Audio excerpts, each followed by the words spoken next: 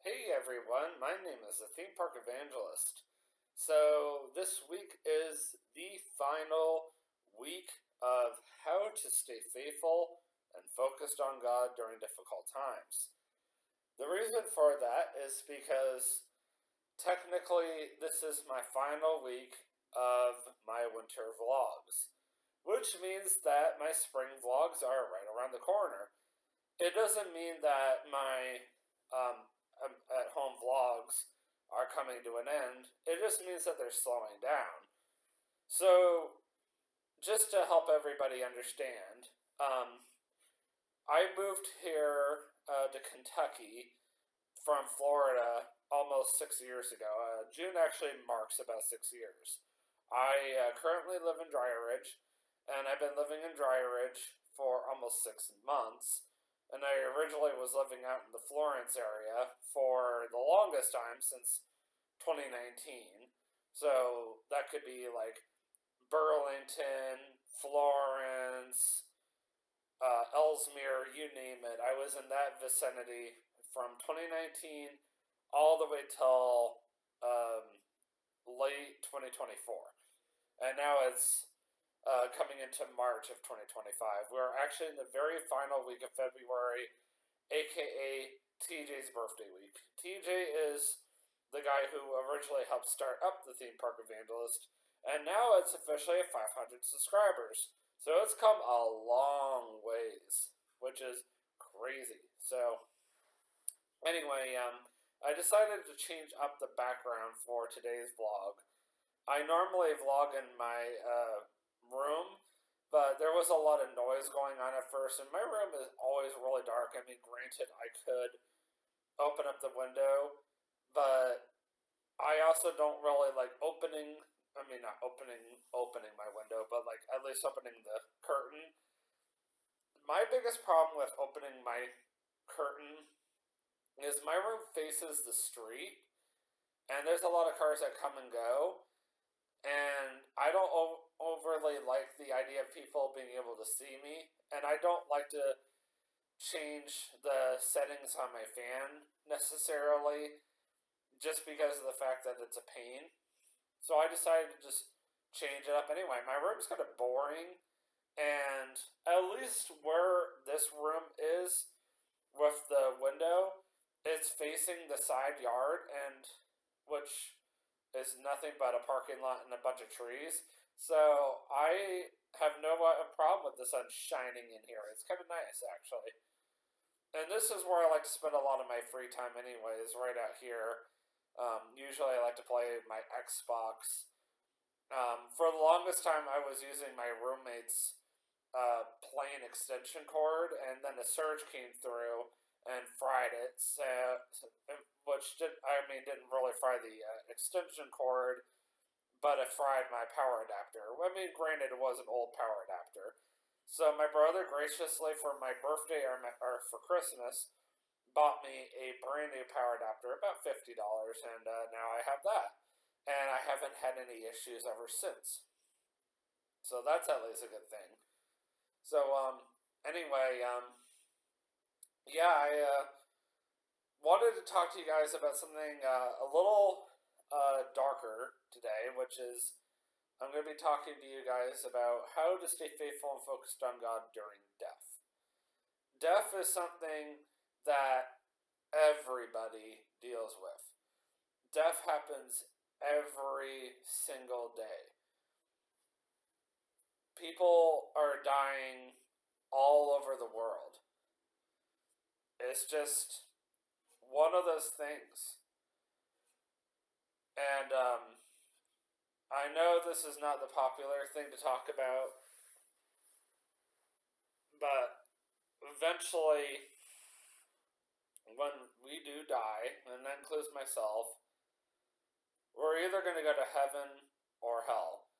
And a lot of us like to say, well, I'm certainly going to go to heaven because my good works got me into heaven, or are going to get me into heaven. I mean, look how many good things I did today. Like, I tithed to the Salvation Army. I tithed.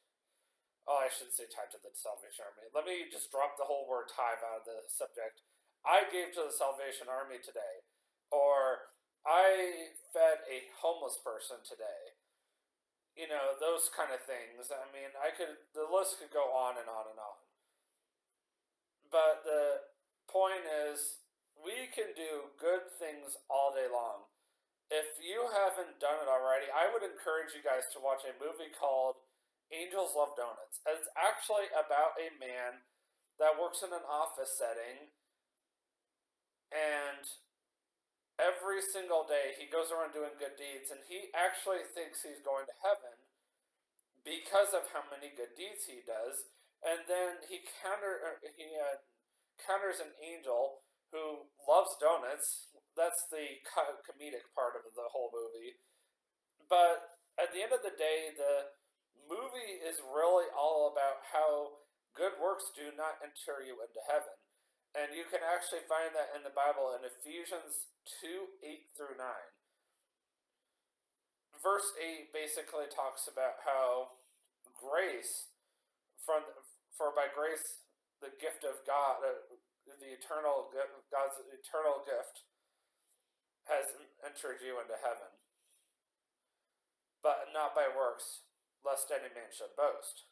I did paraphrase it just a tad bit, but that's more or less what the Bible says.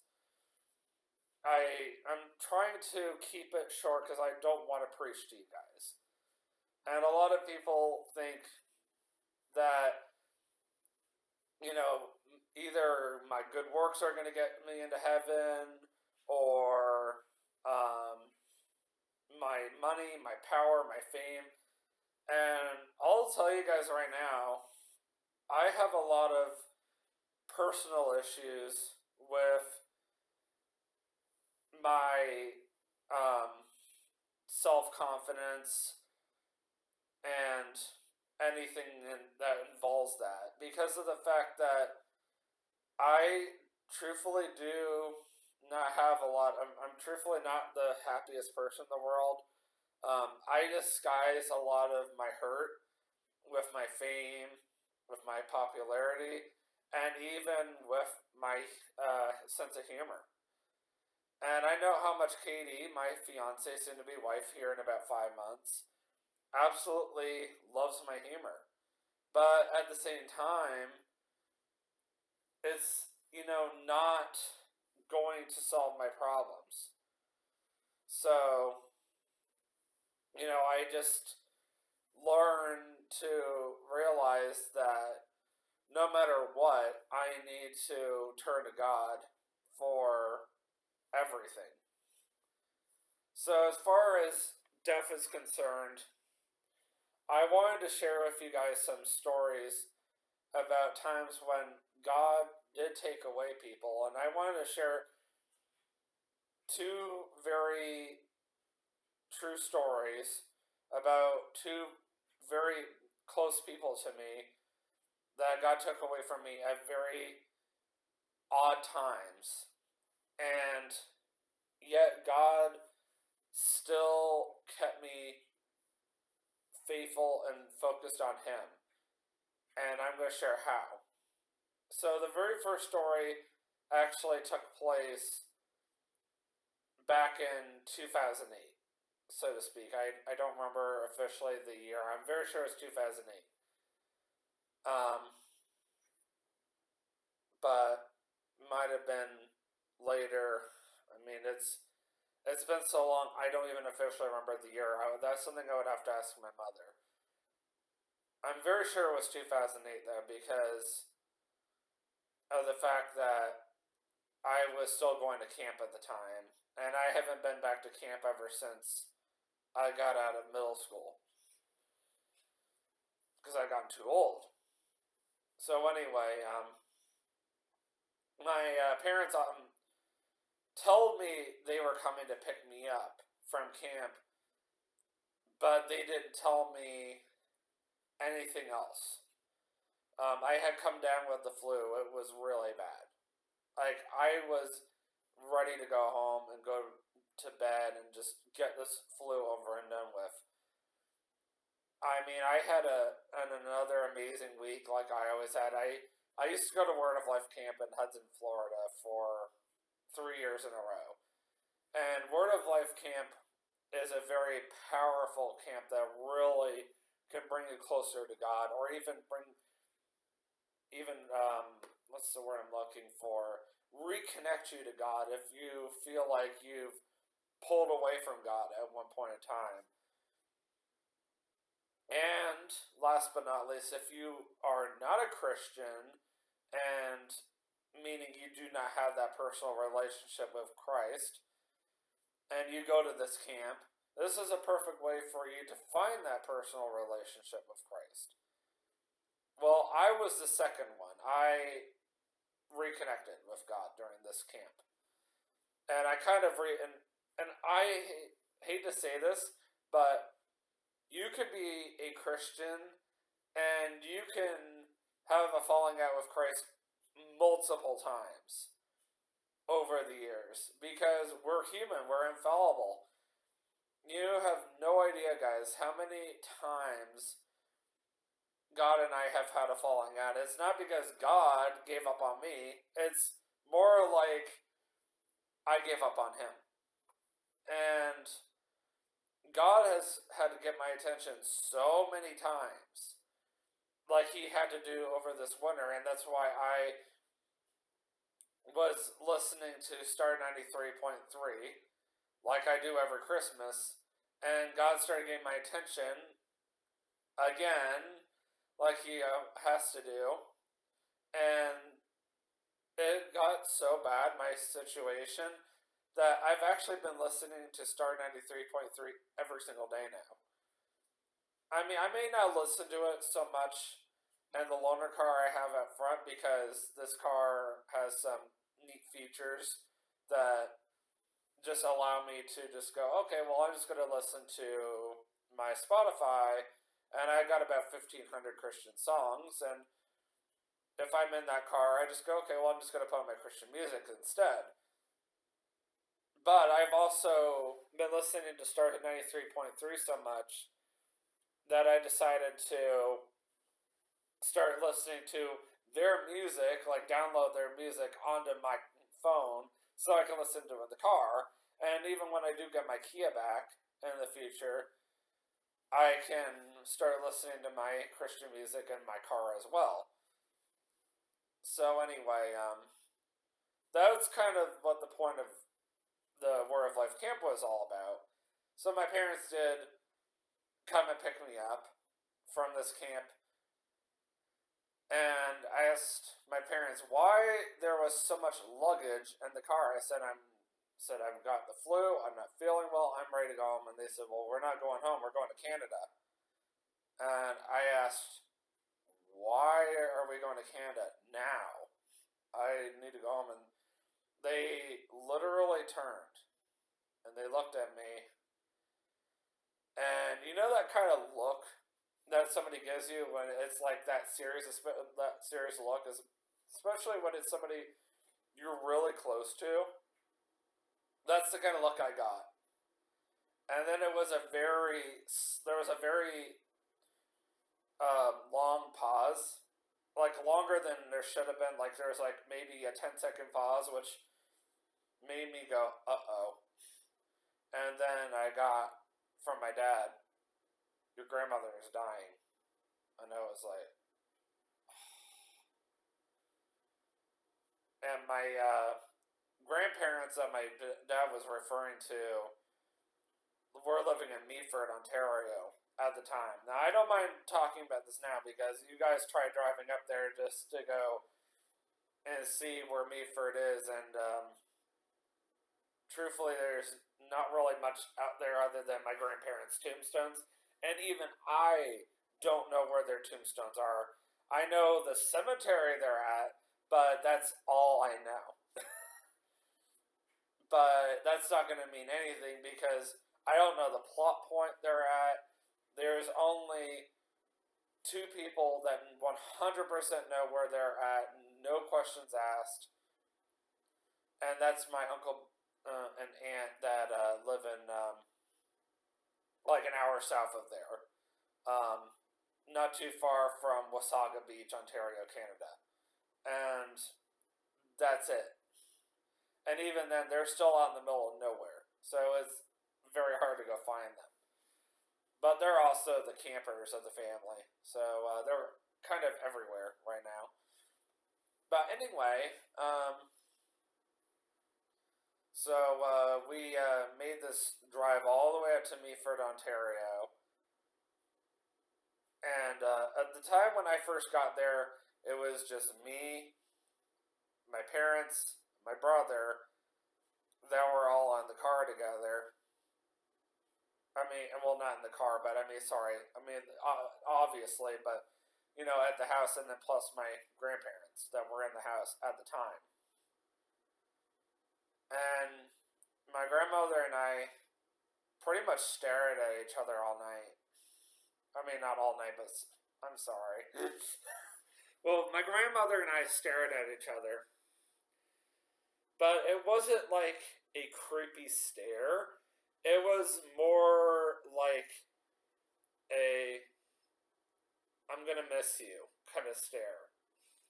Like we knew something was about to go down. But it wasn't the kind of stare that told me I'm never going to see you again either. Like, I'm going to miss you on this lifetime, but I know I'm going to see you again too. So I still had some kind of faith left in me, knowing that despite the fact that I may never see her again in this lifetime, I know for sure that I'm going to see her again one day soon. Or sometime soon. And yes, even though she's been gone for a long time in this lifetime, I know 100% for a fact that my grandmother would be extremely proud of me right now. She may not be 100% proud of some of the decisions I've made, and she probably would have said something. And maybe she might have even said something, but she would have been proud of me for finding a woman I love. She would have been proud of me for getting married. And she would have been fully supportive of getting my own place, even out in another state. She would have wanted me to spread my wings and just be out on my own. She might have even said something. I mean, she would have been proud of me for moving, but she also would have said something about, like, really, you're leaving your parents? But she also would have been supportive of the fact that I was moving closer to her parents too. So I mean, it's one of those things. But anyway, eventually the parents said you need to go to bed. So my brother and I used to sleep in my Aunt Gail's old room. And I'm not going to share much about my Aunt Gail, but when my parents, let me not say my parents, but when my mom, her sister, and her brothers were growing up, that was their old house. So everything from the bottom of the house to the very top of the house was literally covered in memories. Like, you could still find a lot of their old kid stuff in that house. Their parents had kept their whole lives. I mean, they didn't necessarily. I mean, it wasn't.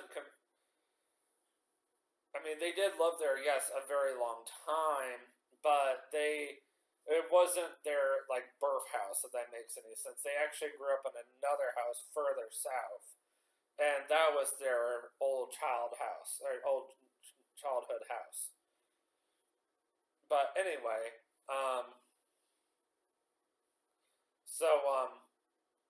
the next morning, I woke up to a lot of commotion in the house. And the very first person, ironically, I saw in the morning when I first woke up was my Aunt Jane. And I'm trying to figure out why there are so many relatives in the house. Turns out my grandmother had passed away the night before. And I was very devastated. Now I'm just going to go ahead and jump ahead for you guys. The person who took the hardest hit, besides my own mother, naturally, from this loss, was her father.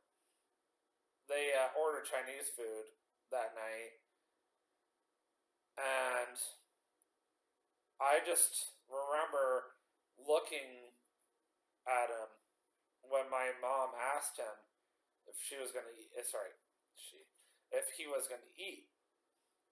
And he just turned, and he gave that kind of distant look, and he finally, after 30 seconds, said, "Yeah." And he slowly walked over and he got himself a plate and put together a plate of food. But I mean, I could tell that losing her destroyed him. I'm not going to go into why losing my grandmother destroyed me, because everybody has a story about why this family member, means a lot to them. The whole point of this is, how did God help me stay faithful and focused on Him? And I think you guys kind of got the gist of it from what I was sharing with you guys, is the fact that, for one thing, I want to share with you guys right away, she was a Christian.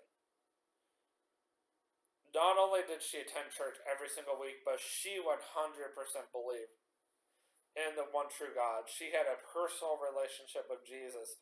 And if that wasn't enough, I want to share with you guys one conversation from the night that she passed.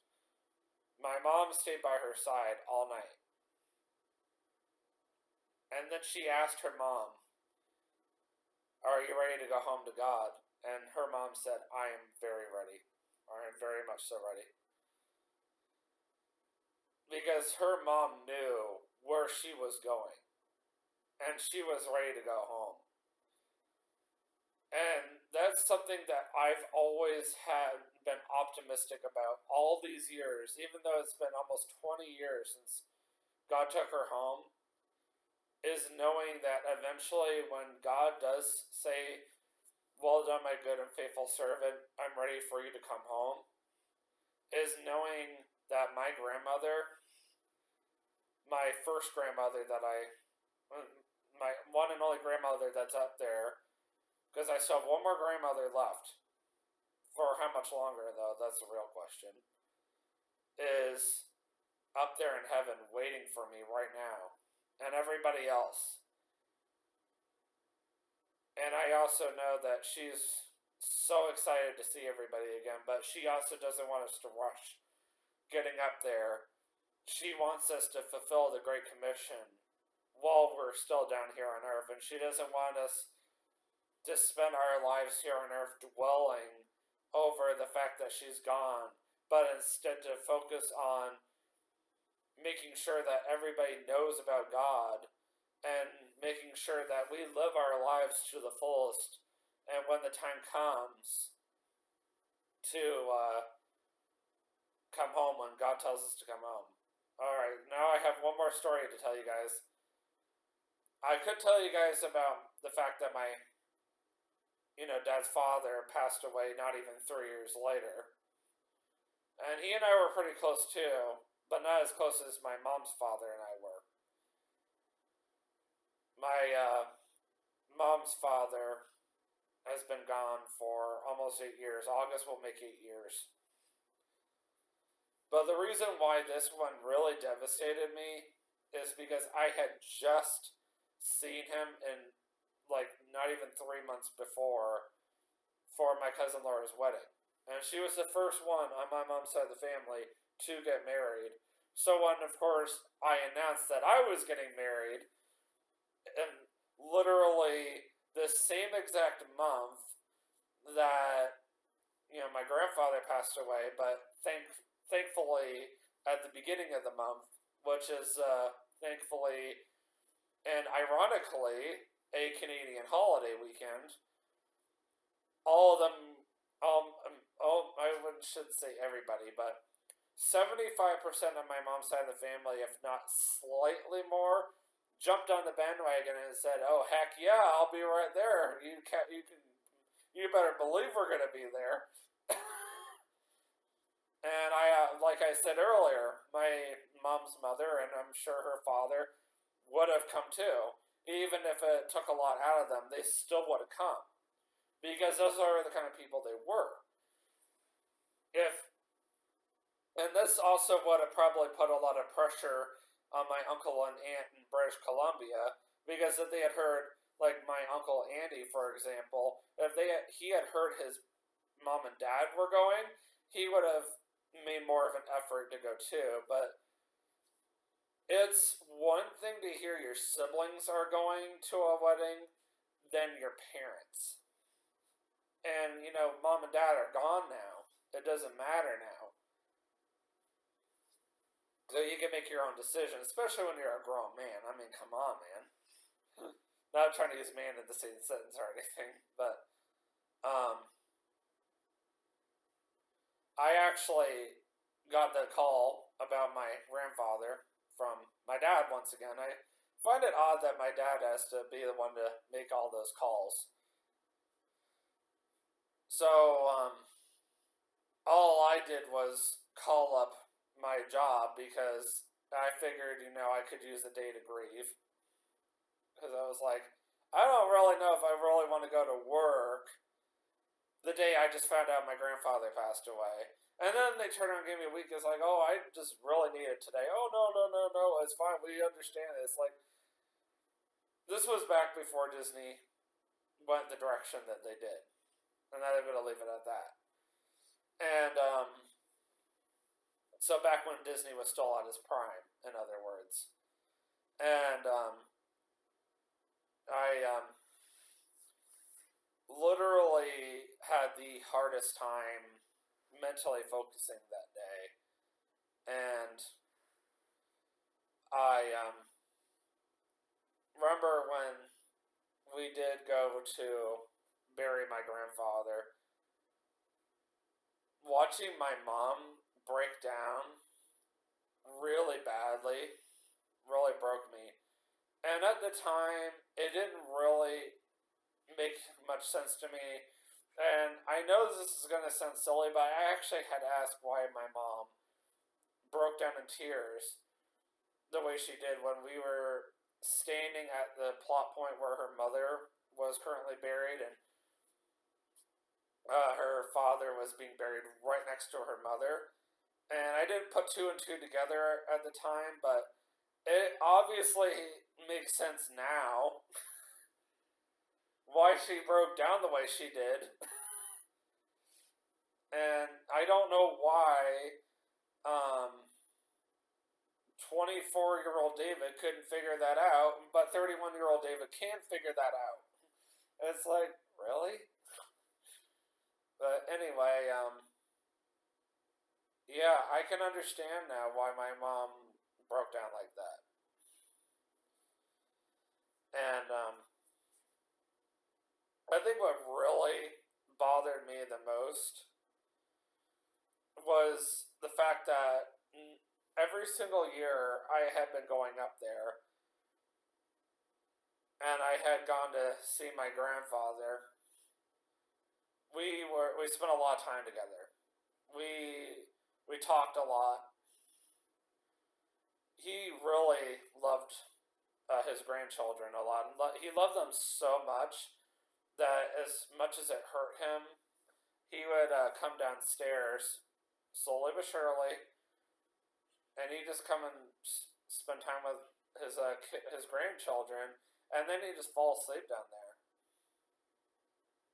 I took really good care of my grandfather, and I would stay down there. Or sorry. Let me start over. I would bring him what he needed. I'd make time to spend time with him.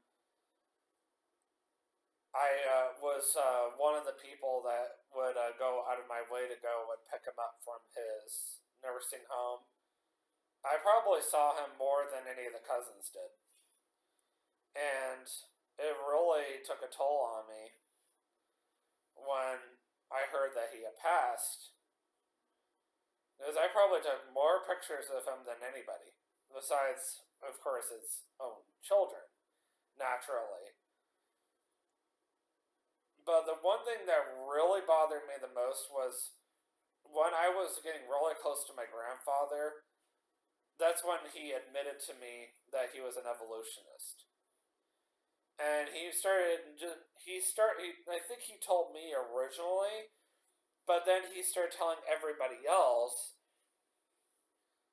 that he was an evolutionist too. He started telling everybody that he 100% believed in National Geographic and that it was fact and not fiction. He started admitting that he was only attending church for his wife just to make her happy. He never actually believed anything that she was listening to, or that they were listening to, I should say.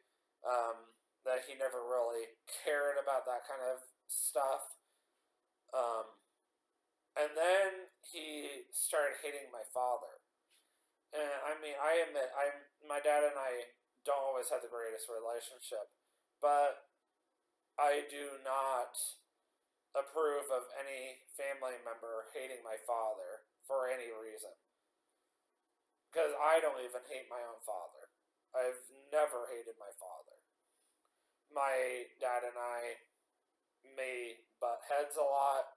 We might not see eye to eye. I may want to move away to prevent us from having more of a sour relationship, but I do not hate my dad. In fact, it actually is a sin to hate somebody. I actually found that out years ago working at Publix. I accidentally said that I hated so and so for no reason. And that's when I was told that when you hate somebody, and this guy's a Christian, you're technically committing murder. And it shocked me. I didn't know. I mean, I might have heard it at church, at Serve Church at the time, but I also was only paying half attention.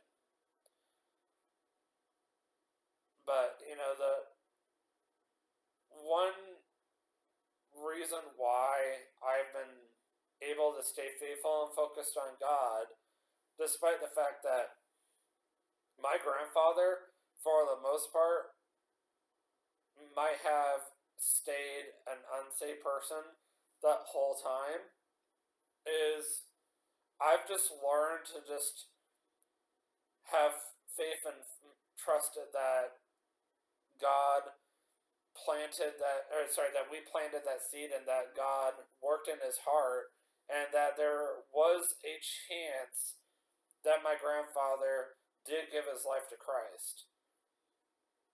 And even if I don't see my grandfather in heaven, which has crossed my mind multiple times over the past 8 years, is the fact that at least I know without a shadow of a doubt that I gave my 100% effort to share the gospel of Christ with my grandfather, as well as everybody else that I knew in my mom's side of the family that are genuinely saved.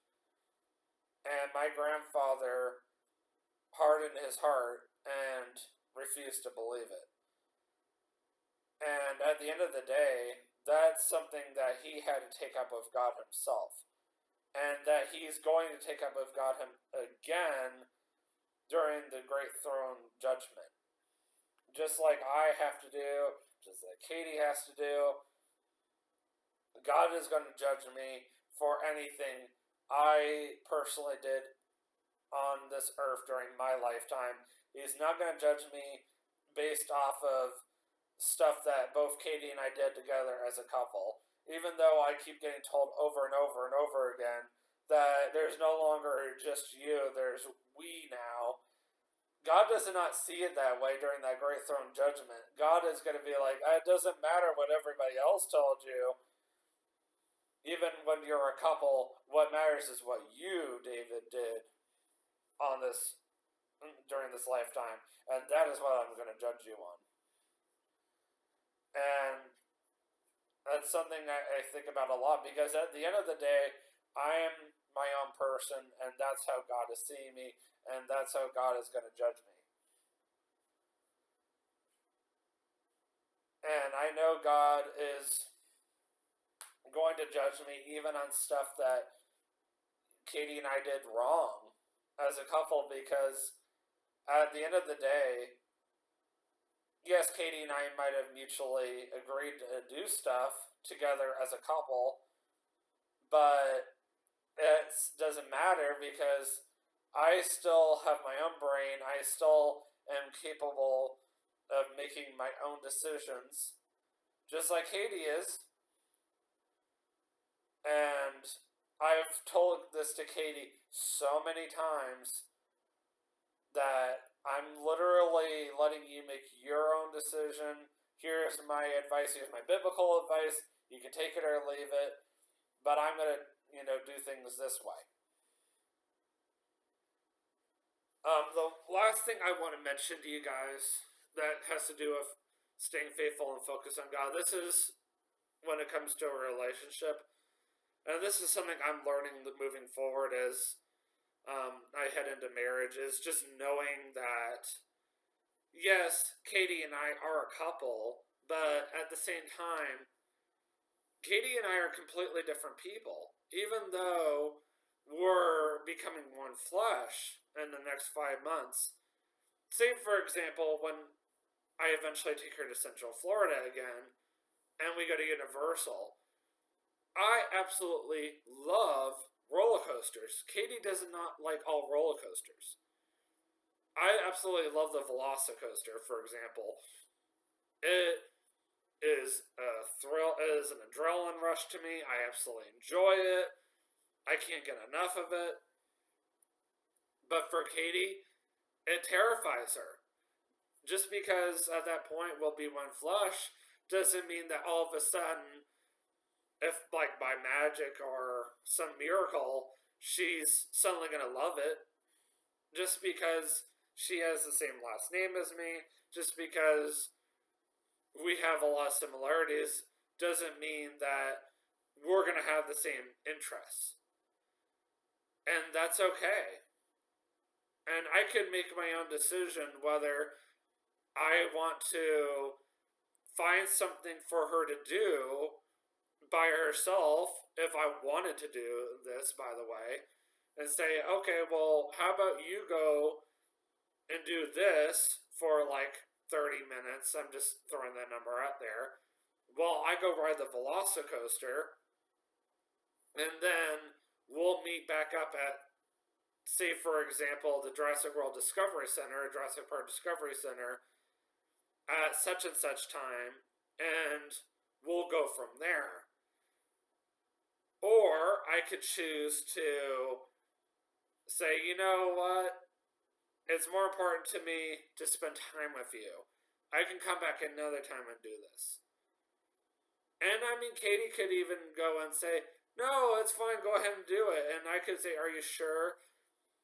Because at the end of the day, guys, it doesn't matter whether we're a couple or not.